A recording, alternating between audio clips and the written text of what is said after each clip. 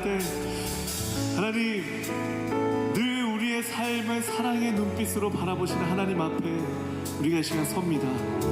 그런데도 불구하고 우리는 하나님을 바라보기보다 내 눈앞에 펼쳐져 있는 마주하는 현실에 우리가 실족하여 넘어질 때가 얼마나 많습니까? 아버지 하나님, 우리가 찬양하였었던 이 모든 찬양의 고백과 가사와 같이 이제는 우리가 하나님을 바라여 하나님을 향해 우리의 눈을 들게 하여 주시옵소서. 하나님께 집중하게 하여 주십시오. 하나님만 바라보는 인생 될 수 있도록, 그리하여서 우리의 삶을 뛰어넘어 역사하시는 하나님과 함께 동행하는 인생 되게 하여 주시옵소서. 우리 시간 주여 한번 부르시고 통성으로 기도하며 나아갑시다. 주여.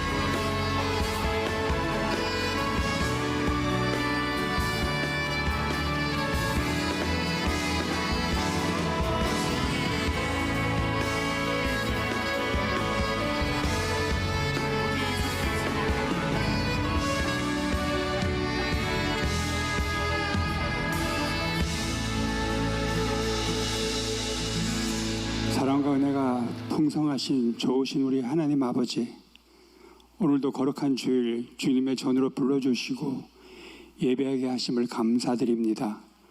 우리의 삶을 붙드시고 인도하신 하나님께 모든 영광과 찬양을 올려드립니다. 먼저 우리의 죄를 회개합니다. 하나님보다 더 세상을 의지했던 모습, 말씀보다 내 생각을 앞세웠던 모습, 사랑하지 못하고 용서하지 못했던 연약함을 용서하여 주시옵소서. 예수 그리스도의 보혈로 깨끗하게 씻어주시고 새롭게 하여 주시옵소서. 지금까지, 아니 오늘 이 시간까지 베풀어 주신 크고 작은 은혜에 감사드립니다. 생명 주심을 감사드리고 가정과 교회, 일터와 사업, 건강과 믿음을 지켜주심에 또한 감사드립니다.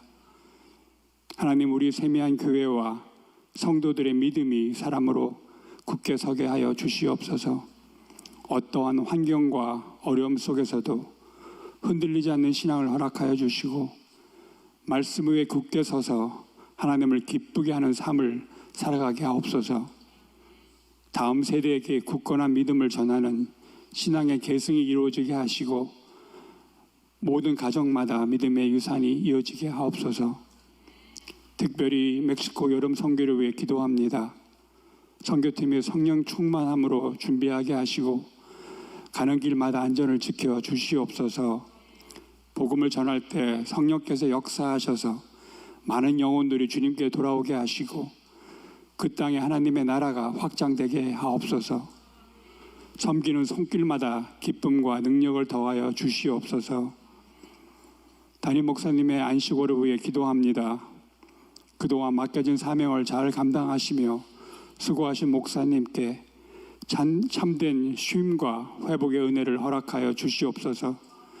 영육 간의 셈을 얻고 하나님과 더욱더 깊이 교제하는 귀한 시간이 되게 하시며 다시 사역지로 돌아오실 때 성령의 능력과 지혜로 충만하게 하여 주시옵소서. Lord, on this Father's Day, we ask you a special blessing upon all fathers. Strengthen and encourage them as they lead and they care for their families. Help them to be glory, example of a faith, integrity, love, and humility. May they raise their children in the knowledge and fear of the Lord. We also pray for those who miss their fathers today or carry burden in their heart. May they experience your comfort, peace, unfailing love. Remind us all that you are our perfect Heavenly Father who never leaves or forsaken all His children. 하나님, 오늘 아버지의 날을 맞이하여 모든 아버지를 축복하여 주시옵소서. 가정을 세우고 지키기 위해 애쓰는 아버지들의 하나님의 위로와 능력을 더하여 주시옵소서. 믿음의 가장으로 본이 되게 하시고 자녀들을 말씀으로 양육하며 하나님을 경외하는 가정을 이루게 하여 주시옵소서. 또한 아버지를 그리워하는 아들에게는 하나님의 위로를 더하여 주시고 우리 모두가 하나님 아버지의 사랑 안에 살아가게 도와주시옵소서. 이 시간 드려지는 예배 가운데 성령님을 충만하게 임재하여 주시고 말씀을 선포하시는 이현숙 목사님의 말씀을 통해 우리의 심령의 변화가 되게 하시고 새로운 은혜의 능력을 공급받게 하옵소서.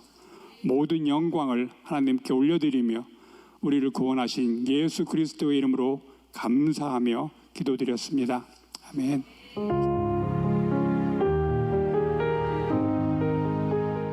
성경 봉독하도록 하겠습니다. 오늘 나눌 말씀은 욥기 23장 10절 말씀인데요. 다 함께 일어나셔서 주님께서 주시는 말씀 봉독하도록 하겠습니다. 시작. 그러나 내가 가는 길을 그가 아시나니 그가 나를 단련하신 후에는 내가 순금같이 되어 나오리라. 아멘. 살아계신 하나님 말씀입니다. 자리에 앉아 주시기 바랍니다. 이 시간에 말씀 전해주실 목사님은 우리 세미안교회 새가족팀 그리고 목양 전체를 담당해 주시는 세미안의 얼굴과도 같은 우리 이현숙 목사님 나오실 때 큰 박수로 환영해 주시기 바랍니다.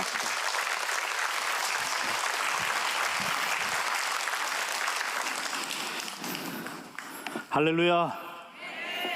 오늘도 하나님의 은혜가 크게 예배 가운데 임하여 주실 줄로 믿습니다. 오늘은 그래도 예수라는 제목으로 하나님의 말씀 나누도록 하겠습니다. 제가 어릴 때 유행했던 넌센스 퀴즈가 있었습니다. 한번 풀어볼까요?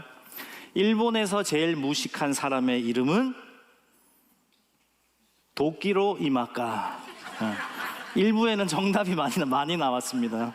넌센스입니다. 이 도끼로 이마카보다 더 잔인한 사람은 깐데 또까.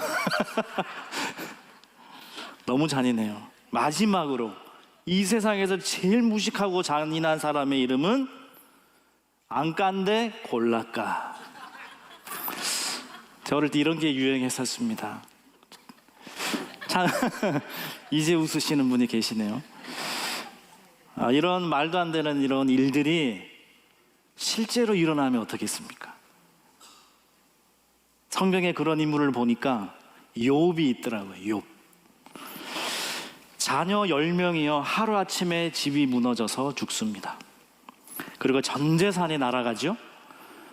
그리고 발바닥부터 정수리까지 종기가 나서 질그릇 조각으로 퍽퍽 끓지 않으면 견딜 수 없는 병에 듭니다. 가까이에서 가장 위로를 해주어야 할 사람은 아내이지요. 아내가 이렇게 말합니다. 하나님 욕하고 죽어버려.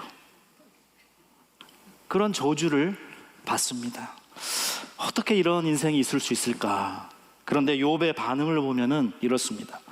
욥기 1장 22절에 이 모든 일에 욥이 범죄하지 아니하고 하나님을 향하여 원망하지 아니하니라. 와, 아멘이 크게 나오시네요. 저는 원망을 엄청 했을 것 같습니다. 우리는 꽤 많은 이유 없는 악과 고통의 문제를 가지고 씨름할 때가 있습니다. 이 자리에 욥과 같은 고난 중에 계신 분도 있을 것이고, 그런 드라마틱한 고난은 없을지라도 누군가에게 말 못할 그 가슴 한켠에 그 문제를 묻어둔 채 주님 아시지요, 내 손 꼭 잡아주세요, 그 마음으로 이 자리에 계신 분이 있을 것입니다. 교회 안에서조차, 믿음의 사람들에게서조차 상처와 실망을 받았을 때 더 아픕니다. 그 영혼이 목마른 채로 그냥 시간을 이렇게 흘려보내는 그런 신앙생활을 하시는 분은 안 계십니까? 우리가 어떤 고난당한 사람이 있을 때 그 고통을 가지고 우리가 점수를 매기지 않았으면 좋겠습니다. 욥이 당한 고통은 10점 만점에 10점, 당신은 3점. 그러니까 괜찮아, 기도해, 믿음으로 이겨내. 각자에게 당한 모든 고통은요, 절대적인 아픔이기 때문에 점수를 매길 수가 없습니다. 욥을 위로한다고 친구들이 찾아왔습니다. 엘리바스가 욥을 훈계하는 말 중에 이런 말이 있습니다. 인생은 고난을 위하여 났어. 인생 자체, 존재하는 자체가 고통이야. 근데 이유 없이 고통당하는 욥에게 할 말은 아니잖아요. 원인이 내게 없는 악과 고통을 견딜 때 너무 힘든 겁니다. 하나님 선하시다면서요, 하나님 살아계신다면서요, 왜 가만히 보고만 계세요? 이게 우리의 마음이지 않습니까? 대한민국 삼성의 창업주가 있습니다. 고 이병철 회장입니다. 재벌 회장이니까 인생에 가져볼 만한 성공을 가져본 사람이지 않겠습니까? 죽기 한 달 전에 자신의 평생에 담아두었던 고통의 문제를 24가지 질문을 던지고 돌아가신 분입니다. 그것을 나중에 천주교 차동엽 신부님이 그 질문을 모아서 잊혀진 질문이라는 책이 나오면서 반향을 불러일으켰습니다. 그 중에 2가지가 이거였습니다. 신이 인간을 사랑한다면 왜 고통과 불행과 죽음을 주었는가?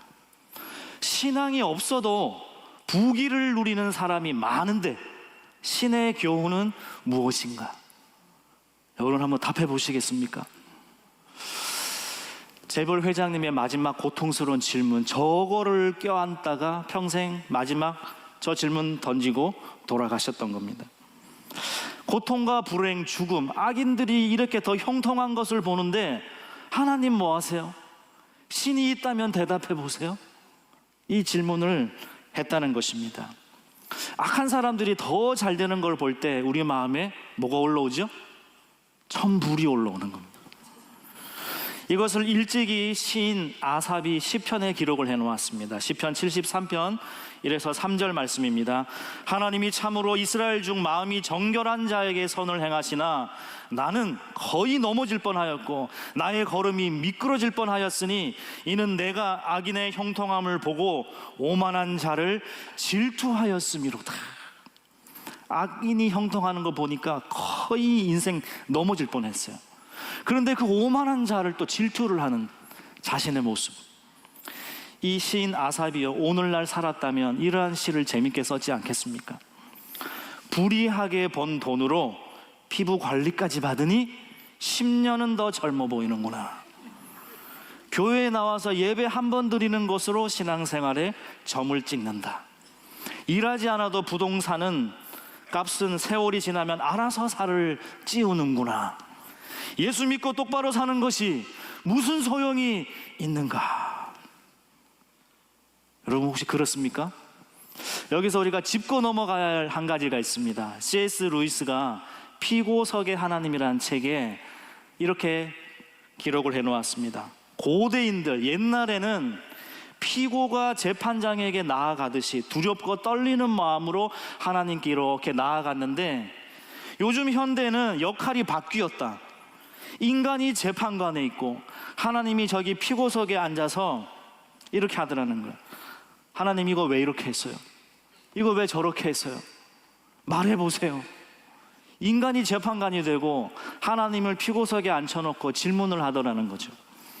하나님이 재판장이 되시면 우리가 하나님의 질문에 답을 하고 살아야 되는 것이 우리 인생인 줄로 믿습니다. 욥기 23장 10절 말씀은 우리가 유명한 찬양으로 부르는 가사에도 있기 때문에 잘 아십니다. 나의 길 오직 그가 하시나니, 그죠? 정금같이 나아가리라. 뭔가 단련한 후에 우리를 엄청 금같이 성숙시켜 준다는 의미로 찬양을 합니다. 그런데 원래 욥기 23장에 보면 욥이 지금 어떤 상태지요? 엄청 고통을 받습니다. 이유 없이 고통이 찾아왔습니다. 이런 잘못도 안 했는데 인생 전체가 날아가 버렸습니다. 하나님을 찾습니다. 하나님이 앞에도 안 계세요. 뒤를 돌아봐도 안 계세요. 옆에도 안 계세요. 오른쪽에도 안 계세요. 하나님 어디 계십니까? 원문에 보면 재판과 법정에 관련한 욥기의 단어들이 엄청 많이 등장을 합니다. 하나님, 재판 한번 해봅시다. 나 정말 탈탈 털어보세요. 순금같이 깨끗한 사람, 이거 왜 이러십니까 나한테? 이 의미가 우리 오늘 본문 말씀의 의미입니다. 나는 이렇게 의로운데 이 고통이 왜 내게 찾아왔습니까? 그리고 욥기에 자주 등장하는 구절 중에 우리가 오해하는 구절이 한 가지 더 있습니다. 욥기 8장 7절 말씀 우리 크게 한번 읽어보실까요? 시작. 내 시작은 미약하였으나 내 나중은 심히 장대하리라. 아멘. 놀랍게도 이 구절은요, 하나님이 직접 하신 말씀이 아닙니다. 욥을 정죄하러 온 친구 빌닷의 말입니다. 나중에는 이 친구들은요, 하나님이 다 나중에 잘못됐다라고 하는 그러한 말들을 다 한 친구들입니다. 이런 의미죠. 네가 이런 고통을 받는 거 보니까 너 숨겨둔 죄가 있구나. 얼른 회개하고 복을 되찾아와. 지금은 미약하지 나중에는 잘 될 거야. 이 고통당하는 욥에게 찾아와서 할 말은 아니잖아요. 죄 없이 당하는 고난도 있다는 것을 간구하고 욥에게 잘못 적용을 한 것입니다. 예전에 드라마 슬기로운 의사생활이라는 드라마가 있었습니다. 잊지 못할 명대사가 기억이 납니다. 자녀를 잃은 어머니가 있습니다. 산부인과 닥터가 그 어머니에게 얘기를 합니다. 산과 교과서 첫 장에 이런 글이 있어요. 때때로 불행한 일이 좋은 사람들에게 생길 수 있다. 얼마나 위로가 되는 말일까?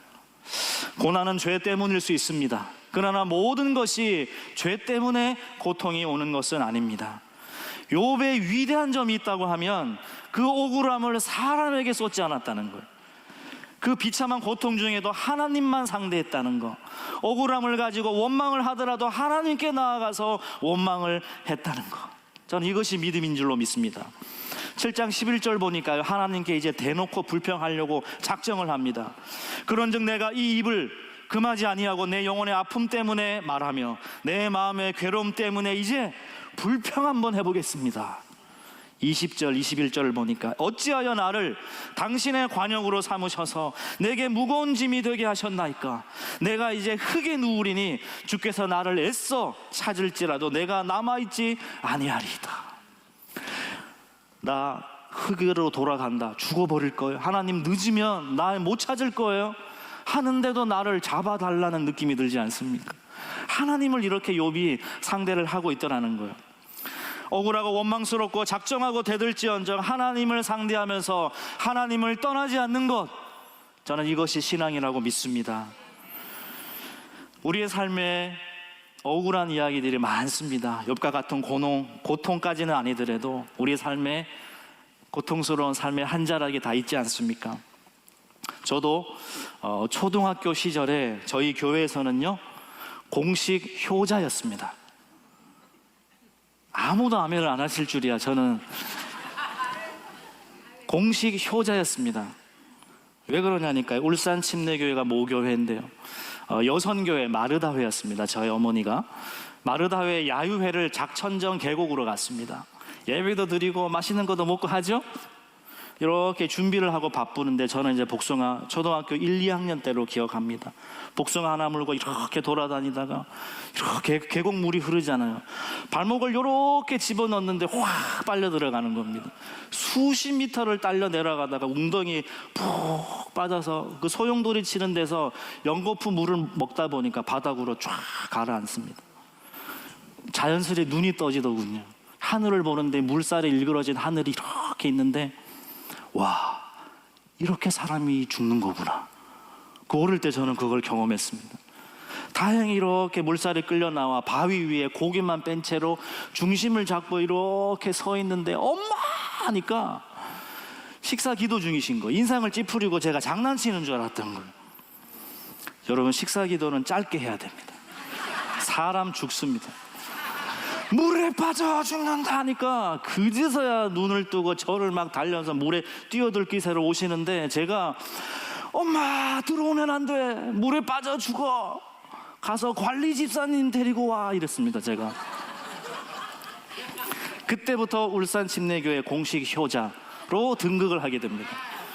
볼 때마다 효자라고 칭찬을 하시는 거예요. 야, 어떻게 그런 아이가 어디 있습니까? 그래서 저는 교회만 가면 그렇게 좋고, 여름 성경학교 BBS만 열리면 전도 1등, 암속 1등, 달란트 1등이었습니다. 집은 극히 가난한 정말 힘든 집이었는데, 교회 안에 그 칭찬과 사랑 안에 저는 모든 만족이 다 있었습니다. 그래서 고학년이 되잖아요. 그러면서 그냥 교회라는 곳은 마냥 웃고 즐거운 곳이 아니구나, 이거를 알게 됩니다. 교회는 어머니에게도 저에게도 이제 울 곳이 되었습니다. 김환영 시인의 울꽃이라는 시를 아시는 분은 아실 텐데, 짧은 시입니다. 할머니 어디 가요? 예배당 간다. 근데 왜 울면서 가요? 울려고 간다. 왜 예배당 가서 울어요? 울 데가 없다. 저는 이 짧은 시가요, 꼭 저와 저의 어머니를 생각나게 하는 시입니다. 저희 어머니는 안 믿는 가정으로 시집 오신 분이고, 그 극심한 가난을 견뎌냈던 여인이죠. 남편에게 사랑받지 못하는 또 아픔이 있었고, 지금의 제 나이만큼도 살아보지 못하고 젊은 나이에 자식 넷 남겨놓고 일찍 주님 품으로 안기신 분입니다. 어머니의 울곳이 교회였고, 저의 울곳이 교회였습니다. 인생의 악과 고통이 정면으로 제게 찾아오던 순간이 있었는데, 초등학교 3학년 때 아버지가 뺑소니 사고를 당합니다. 이런 억울한 일이, 그 당시에 무슨 보험이 있었겠습니까? 다리를 절단하고 봉합을 하는 대수술을 받고 3년간 병원 신세를 졌습니다. 극심한 가정의 불화로 아버지는 정신적인 또 문제도 있으셨고, 극심한 불화 가운데 가정은 깨어지고 결국 별거를 하셨습니다. 가정사를 나누어 죄송하지만 그 세상의 모든 어둠과 아픔이 다 저를 향하는 것 같았습니다. 겨우 이렇게 잠자리에 듭니다. 그러면 이대로 눈이 안 떠졌으면 좋겠다, 이러던 어린 시절이 있었습니다. 그런 날의 연속이었죠. 저희 가족들은 다 흩어졌고, 어머니는 고향인 대구에 엄마 외가 식구들이 저희 엄마를 데리고 가버리 있었습니다. 그러면서 저는 학교를 마치고 돌아오면 그 우정 지하철도 공중전화 박스가 저의 울곳입니다. 엄마 나 좀 데려가, 엄마 나 좀 데려가. 하루 일과였습니다. 결국 저는 어머니를 이제 선택하여 이제 대구로 갔습니다. 대구 방천시장 안에 있는 선지국밥집, 그 안에 딸린 쪽방이 저희 집이었습니다. 선지 비린내, 술 냄새, 북적북적한 그곳을 매일 지나다녀야 되는, 저는 너무나 원망이 많았고 비뚤어지기로 마음을 먹어버렸습니다. 한때 독실했던 공식 효자인 제가 한번 비뚤어지니까요, 이게 한도 끝도 없이 갑니다. 버스에서 목사님이 이렇게 타시는데, 목사님이 이렇게 격려하려고 하시는데도 내릴 정류장도 안 돼 저는 내려버렸습니다. 그 정도로 저는 마음이 삐뚤어진 그러한 학생이 되었습니다. 여러분 주변에 혹시 보이다가 안 보이시는 분 있죠? 신앙생활 하다가. 그러면 그 사람이 얼마나 삶의 무거운 무게를 감당하고 살고 있을까를 한번 생각해 보면 좋겠습니다. 그렇게 하나님과 멀어지고 1년을 지나 이제 크리스마스가 되었을 때, 이제 울산에 있는 가족들과 시간을 보내려고 내려가자마자 대구로부터 전화가 옵니다. 이제 어머니가 횡단보도를 건너다가 뇌출혈로 쓰러지셨다는. 곧바로 다시 올라가서 이제 대구 동산병원에서 수술을 받으시고 회복하지 못하고 일주일 만에 하나님 품으로 가셨습니다. 저는 우주 같은 존재가 사라져버린 것이죠. 마지막 인사를 나누랍니다. 엄마, 천국에서 다시 만나. 이게 14살 소년의 마지막 작별 인사였습니다. 그리고 이제 하루가 지나 시신이 되었잖아요. 근데 엄마가 너무 보고 싶은 거예요. 그 당시 영안실이 이제 시건 장치가 잘 안 됐는지 이렇게 문을 열고 들어가니까 들어갈 수 있어요. 싸매어진 그 시신에 엄마 얼굴에 손을 댔는데 싸늘한 거예요. 놀라기도 하고, 우리 엄마 천국에 있지, 천국에 있지. 그러면서 마음을 삭히고 선지국밥집 그 쪽방으로 왔습니다.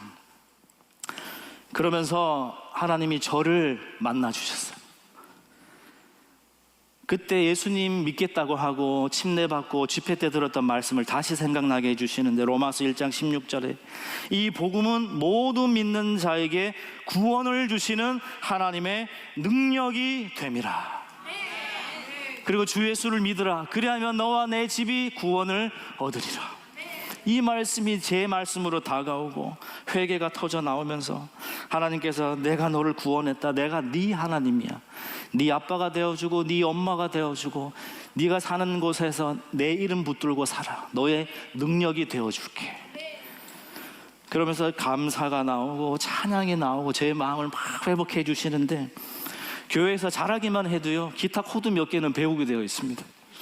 몇 개 안 되는 코드로 무슨 찬양을 올려드릴까 하다가, 이 찬양은요, 결혼식 축복송으로 드리는 밝은 찬양인데 꼭 저희 가정을 치유해주는 저의 기도 같아서 기타를 쳐서 띵띵띵띵 하면서 이 찬양을 불렀습니다. 사랑의 종소리라는 찬양입니다. 옛날 아멘. 야, 이렇게 예수님을 적게 만나고 하나님이 저를 이렇게 만나 주시니까 인생이 즐거운 거예요. 환경이 눈에 들어오지가 않습니다. 제가 당한 고통이 다 이유는 몰라도 하나님을 믿게 되었습니다. 그러면서 정말 뜨거운 은혜 충만한 학창 시절을 보내었죠. 무엇이 두렵겠습니까? 그 모습을 보시고는 그 모습을 보셨을 것 같아요. 그러면서 당시 이제 담임 목사님이셨던 김종회 담임 목사님, 그리고 최병락 당시 전도사님, 현석아, 너는 두 분이 말을 맞추실 건도 아닌데 한날 동시에 말씀하셨어요. 너는 목회자가 될 것 같아 그러셨어요. 그리고 신학교를 가면 좋겠다. 기도해 보겠습니다. 저는 당시만 해도 극심한 가난 중에 나는 무조건 돈 벌어 성공할 거야. 전 이 생각밖에 없었습니다. 근데 1년 기도 끝에 하나님은 사도행전 20장 24절의 말씀으로 저를 불러 신학교를 가게 하시고 오늘에 이르게 되었습니다. 인생 불행 끝, 행복 시작이면 좋겠는데요. 우리 인생이 그렇지 않잖아요. 신학교 시절 이제 너무 많은 분들을 만났습니다. 신학교 시절에 교제하던 자매가 있었습니다. 물론 지금의 아내가 아닙니다. 그분은 이제 목사님 사모님이세요. 참 존경받는 분이셨는데 이제 딸이 교제한다니까 남자친구 데려오라고 하지 않았겠습니까? 아침에 갔더니 영양 삼계탕을 끓여 놓으시고 맛있게 먹는데 저를 취조를 하시는 겁니다. 제 신상이 털리고 나서 집으로 돌아오는 길에 전화가 옵니다. 우리 딸 만나지 말게. 우리는 목사님 아들, 장로님 아들만 사위로 받을 거야. 이렇게 하십니다. 이 신학생들에게는요, 거룩한 뚝심 같은 게 있어가지고 예, 알겠습니다. 정리를 해버렸어요. 그럼 한참 시간이 지나서 또 교제를 허락하시는 거예요. 만나달라고. 유학도 보내주고 교회도 물려주겠다 뭐 이런 제안을 하셨어요. 제가 어떻게 했을 것 같아요? 단칼에 거절을 했습니다. 그리고 기숙사로 돌아와서 형들과 친구들에게 얘기를 하니까 다들 이럽니다. 야, 이 철이 없는 놈아, 네가 아직 세상을 몰라서 그렇다. 그런데요, 이러한 거절당함도 하나님의 은혜입니다.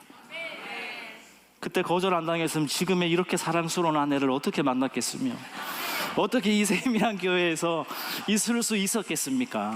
하나님의 은혜지요. 풀타임 전도사 시절입니다. 저 자녀 둘이 있을 때 용인의 한 교회에서 풀타임 수년을 사역을 했는데 그 중에 1년 정도는 사례비를 받지 못했습니다.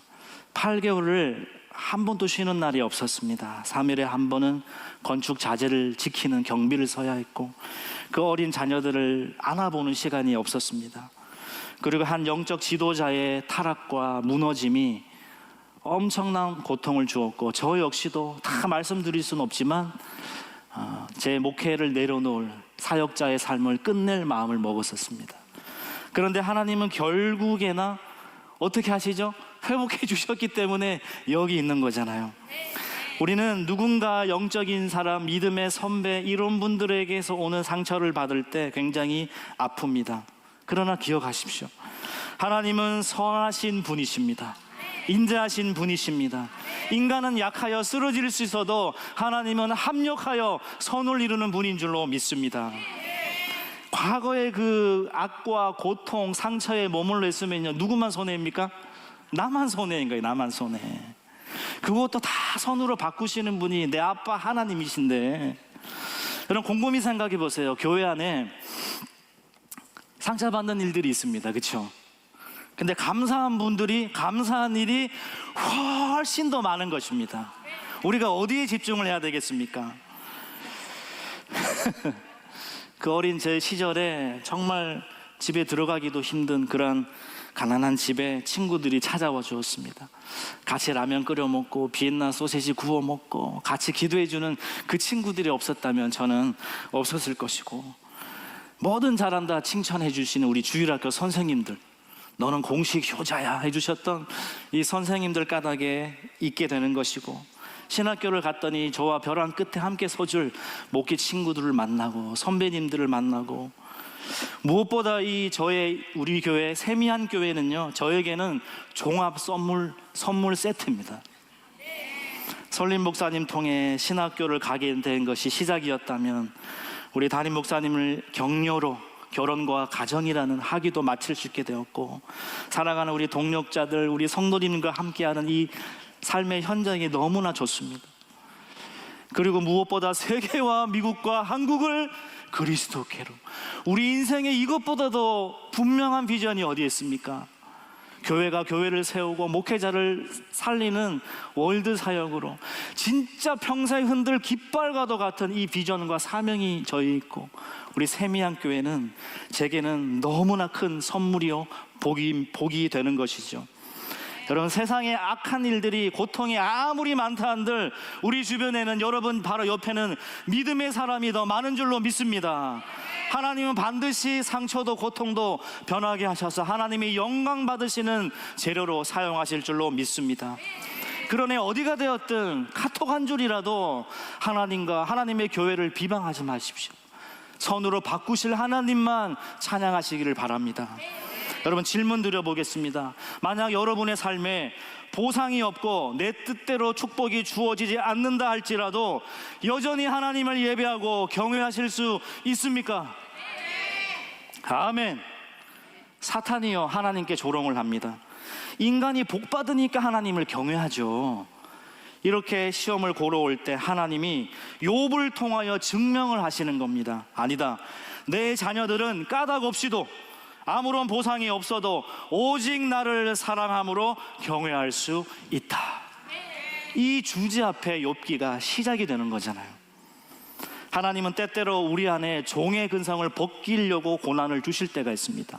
복을 주면 의기양양해하고 복을 안 주면 토라지는 이런 종의 근성이 아니라, 그 어떤 상황에서도 아버지 하나님을 신뢰하는 아들의 신앙으로, 딸의 신앙으로 우리를 만들어 가시기 위해서 고난을 주실 때가 있습니다. 그렇기 때문에 환난 중에 우리가 즐거워하는 것입니다. 로마서 5장 3절 5절 말씀을 우리 큰 소리로 함께 읽습니다. 시작. 다만 이뿐 아니라 우리가 환난 중에도 즐거워하나니 우리에게 주신 성령으로 말미암아 하나님의 사랑이 우리 마음에 부은 바 됨이니. 할렐루야. 고난 당하기 전에는요 그냥 이 싹쓸 바라던 종이었는데 고난 중에 하나님을 만나버리니까 진짜 아들이 되더라고요. 물에 빠진 사람 언제 구출하는지 아시죠? 펄펄 뛰고 허우적대고 막 살려달라고 할 때 들어가면 둘 다 죽습니다. 언제요? 힘이 다 빠져가지고 아무런 반응이 없을 때, 그때 슉 끌고 나와서 심폐소생술에 들어가는 것입니다. 와, 그러다가 늦으면 어떻게 합니까? 하나님은 민수기 23장 19절로 말씀해 주십니다. 함께 읽습니다. 시작. 하나님은 사람이 아니시니 거짓말을 하지 않으시고 인생이 아니시니 후회가 없으시도다. 할렐루야. 하나님은요, 아차 내가 실수했네, 내가 좀 늦게 왔지, 이런 게 없으신 분이세요. 인생의 내 바닥에서, 고통의 그 끝자락에서 완전 공허하고 허무감을 느끼는 그 타이밍이 오히려 하나님께 구원받을 수 있는 타이밍이 되는 줄로 믿습니다. 욥이 이렇게 고통을 당하면서 갈망을 합니다. 하나님은 찾아도 어디를 봐도 하나님이 안 계시고, 나는 선한데, 순금같이 깨끗한데 누가 나를 대변해 줄 중재자가 없는가, 하늘의 중재자가 없는가, 나를 구원할 대속자가 없는가 찾고 있는데 나타나질 않습니다. 욥은 고난 중에 깨닫습니다. 나의 의로는 하나님 앞에 설 수 없구나. 인간이 제 아무리 의로워봐야 하나님의 영광이 이르지 못하는구나. 하나님과 우리 인간 사이를 연결시켜줄 중재자, 대리자, 나의 마음을 알아줄 자가 필요하구나. 우리 신약에 와서 완성이 되죠. 그분이 누구십니까? 예수 그리스도. 그분이 하나님이십니다. 우리 인생에 억울함이 다가올 때가 있습니다. 저는 그것이 은혜의 통로가 되는 줄 믿는 사람입니다. 이찬수 목사님의 저서 지금 변하지 않으면 내일은 없다에 나오는 실화의 이야기입니다. 한 목사님이 계신데 가출 청소년을 돌보시는 분인데, 이 여학생이 성폭력을 당해서 겨우 목사님이 구출해 와서 돌보는 여학생이었습니다. 근데 학교를 갔더니 그 일을 막 추궁을 하는데 너무 겁을 먹어가지고 범인이 목사님으로 지목을 해버리는, 이런 억울한 일이 어디 있습니까? 목회자로서 그런 누명을 쓰면요, 사형 선고입니다. 그런데 나중에 울면서 이 여학생이 찾아옵니다. 목사님, 무서워서 그랬어요. 무서워서 거짓말했어요. 이미 늦었죠. 그런데 이 목사님이 하신 말씀이 이래요. 쉿, 어디 가서 절대 얘기하지 마. 학교에서 알면 너 퇴학당해. 인생의 누명과 억울함을 가지고 자기 인생 그렇게 만들어 놓은 그 여학생을 향하여 쉿. 이게 어떻게 가능할까 생각을 해보니까, 하나님 앞에 내 억울함을 다 쏟아내고 하나님께 위로를 받은 사람은요, 사람에 대한 원망이 사라지는 것입니다. 상대방을 향하여서 긍휼한 마음이 드는 것입니다. 우리 인생의 꼬인 문제 중에서 많이 있으시죠. 그런데 그 문제를 해결하는 키가요, 하나님을 향하여 긍휼함을 받고 내가 그 상대방을 향하여 긍휼함을 가질 때 우리 인생이 풀릴 줄로 믿습니다. 히브리 속담에 하나님 앞에서는 울어라, 그러나 사람들 앞에서는 웃어라. 하나님께 실컷 울어본 사람이 사람 앞에서 위로하고 긍휼한 마음으로 웃어줄 수 있는 힘이 생기게 되는 것입니다. 인생의 고난 가운데 그러면 목사님들, 신학의 대가들은 이 고난을 잘 통과합니까? 그 중에 한 분, 제럴드 시처, 미국의 위트워스 대학 신학 교수님이시죠. 하루는 인디언 선교 모임을 갔다가 돌아오는 길입니다. 반대편에서 오는 이 트럭과 정면 추돌, 중앙선을 넘어서 추돌을 해버립니다. 정신을 차리고 눈을 떠보았더니 참혹한 광경입니다. 사랑하는 아내와 두 딸과 그리고 어머니가 그 자리에서 하나님의 부르심을 받습니다. 처절한 그 고통에 부르짖으면서 그 분노와 눈물과 절망을 쏟아내는 책이 하나님 앞에서 울다, 이런 책입니다. 그 긴 고통의 터널을 지나 다시 하나님의 뜻이라는 책에서 그거의 결론을 내리면서 이런 얘기를 합니다. 하나님의 뜻은 왼쪽으로 갈까 오른쪽으로 갈까 하는 선택의 문제가 아니다. 지금 내게 주어진 이 아픈 현실 가운데 고통이면 고통대로, 기쁨이면 기쁨대로 하나님을 신뢰하며 말씀대로 순종하는 것 자체가 하나님의 뜻이다. 이런 고난을 지난 분들에게 이러한 고백이 흘러나오는 겁니다. 또 한 분 스탠리 하우어즈라는 분이 있습니다. 미국 듀크 대학 신학 윤리학 교수님, 은퇴 교수님이신데요. 한나의 아이라는 책에 아내의 이야기를 담습니다. 아내가 이제 조울증에 걸리고 그 망상이 심해집니다. 밤마다 비명을 지릅니다. 벌레가 자신을 갉아먹는다라고 믿습니다. 그리고 아들이 있는데 6살짜리 아들을, 자신은 성령이고 아들은 하나님의 아들인 메시아고, 이러한 망상으로 가는 거죠. 매일 10마일을 뛰지 않고는 버틸 수 없는 그 인생의 고통이지 않습니까? 그러면서 6살짜리 아이가 엄마에게 얘기합니다. 엄마는 성령이 아니야. 그리고 나는 하나님의 아들인 메시아가 아니야. 이 6살짜리 아이가 할 말은 아니잖아요. 가정에 그러한 아픔이 있을 때 이 스탠리 하우어즈의 고백이 이렇습니다. 기독교인이 된다는 것은 인생의 모든 질문에 답을 알고 사는 법을 배우는 게 아니다. 오히려 답이 전혀 보이지 않는 인생 속에서도 사는 법을 배우는 것이다. 내가 믿는 하나님, 그분이 정답이시기에 답이 보이지 않는 어두운 인생이 내게 던져졌다 해도 정답 되신 하나님이 내 인생을 책임지실 것을 믿고 묵묵히 걸어가는 것이다. 저는 너무 이 말이 은혜가 되는 거죠. 어두운 인생에 여러분에게 던져지듯 찾아왔습니까?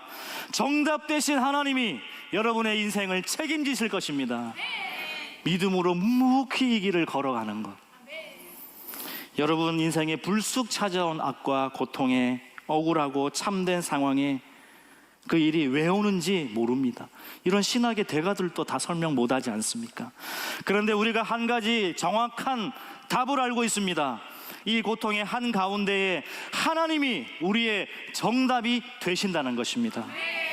우리는 욥기의 결말을 알고 있습니다. 이제는 눈으로 주를 배웁니다 라는 신앙의 고백과 함께 갑절의 은혜를 누립니다. 할렐루야. 어떻게 이렇게 변할 수 있었을까? 그 거대한 전환점이 욥기 38장에 나오는데요.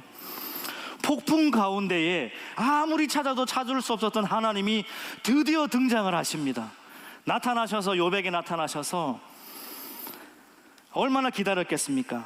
하나님이 이제 오셨네, 설명해 주시겠지 기다리고 있는데, 욥 너 대답해 보아라. 오히려 질문을 하기 시작하시는데, 욥기 38장 12절 말씀입니다. 네가 너의 날에 아침에게 명령하였느냐, 새벽에게 그 자리를 일러 주었느냐. 무슨 말입니까? 해가 뜨고 지고 이 온 우주 만물을 창조하시는 분이 누구시다? 하나님이시다. 너가 명령해서 해가 뜨게 할 수 있니? 창조주 하나님으로, 이 땅에 기초를 놓으신 분으로, 바다의 경계를 정하신 분으로, 온 우주 만물을 통치하시는 하나님이 폭풍 가운데 등장하셔서 내가 너의 하나님이야. 그러면서 욥기 38장 41절에 까마귀 얘기를 하세요.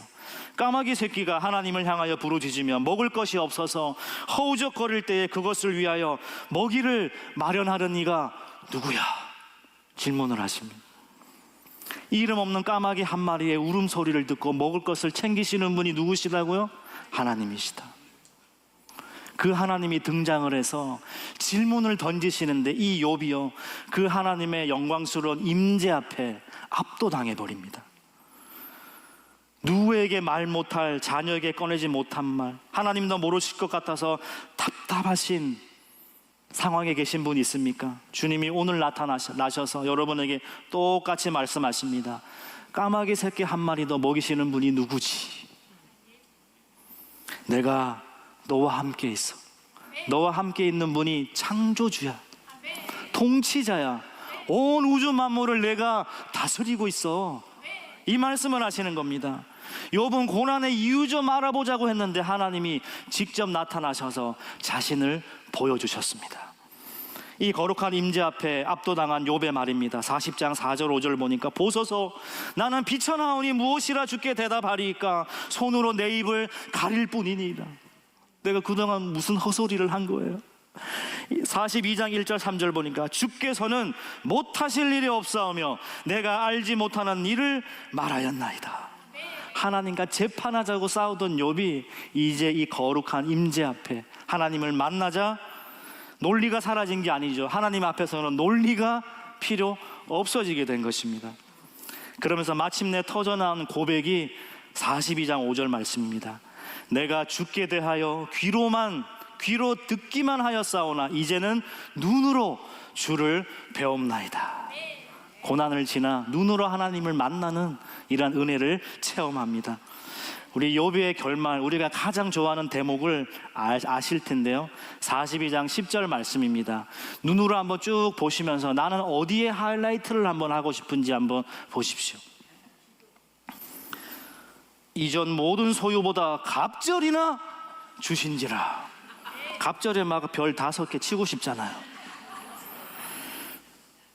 욥기의 진짜 결론은 소유와 물질의 갑절이 있는 게 아니라 욥이 공격한 정죄한 그 친구들을 위하여 오히려 손을 들고 축복하며 기도하는 사명자로 바뀌었다는 거예요. 할렐루야. 어떤 악과 고통의 문제 앞에 하나님만 상대하고 넘어져도 하나님께로 넘어지고 피해도 하나님께 피한 자들에게 주시는 은혜가 있습니다. 시편 31편 19절 말씀을 우리 큰 소리로 함께 읽습니다. 시작. 주를 두려워하는 자를 위하여 쌓아두신 은혜, 곧 인생 앞에서 죽게 피하는 자를 위하여 베푸신 은혜가 어찌 그리 큰지요. 할렐루야. 쌓아두신 은혜가 여러분을 향하고 있다는 것을 믿으시길 바랍니다. 욥이 뭘 잘해서 보상으로 주고 물질로 축복해 준 게 아니라 이미 쌓아두신 은혜는 하나님은 풍성이 있으신데 우리가 그 은혜를 누렸으면 좋겠습니다. 진짜 마지막 욥의 결말 한번 보실까요? 16절 17절 말씀, 우리 성도님들도 이렇게 되기를 축복합니다. 그 후에 욥이 140년을 살며 아들과 손자 4대를 보았고 욥이 늙어 나이가 차서 죽었더라. 이러한 은혜가 있기를 축복합니다. 곰곰이 보니까요, 다른 거는 다 꽃배기로 갑절로 다 주셨어요. 근데 10명을 데려가셨는데 그러면 20명의 자녀 주셔야 되잖아요. 근데 10명의 자녀를 그대로 주셨는데 어떻게 된 일일까요? 먼저 죽은 욥의 10자녀는 지금 어디에 있죠? 하나님의 품 안에 살아있는 것입니다. 10명의 자녀를 통하여 또 20명의 자녀가 되는 것, 이것은 단순한 갑절의 물질 보상이 아니라 하나님은 죽음을 넘어 모든 것을 회복하시고 부활과 영생과 천국의 위대한 소망으로 우리 성도님들을 축복하고 계시는 것입니다.